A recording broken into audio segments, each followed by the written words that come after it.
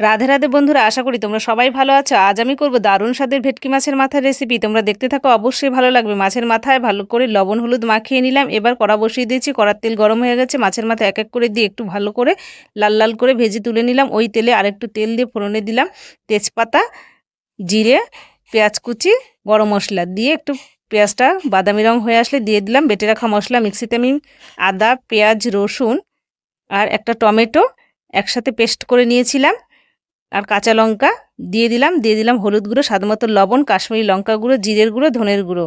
একটু জল দিয়ে সময় ধরে কষিয়ে নিয়েছি। মশলা থেকে তেল ছেড়ে দিয়েছে। দিয়ে দিলাম আলু আমি আগে থেকে ভেজে রেখেছিলাম। উষ্ণ গরম জল দিয়ে দিলাম ভেজে রাখা মাছ দিয়ে একটু ভালো করে আমি ফুটিয়ে নেব।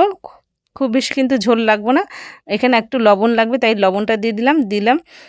আর গরম মশলা বাটা আমি পাটায় বেটে নিয়েছিলাম। গরম মশলা ভালো করে মিশিয়ে নিয়ে নামিয়ে নিলাম। দেখো কত সুন্দর হয়েছে, খেতে কিন্তু দারুণ হয়েছিল। তোমাদের কেমন লাগলো জানিও, লাইক করো, চ্যানেলটি সাবস্ক্রাইব করো।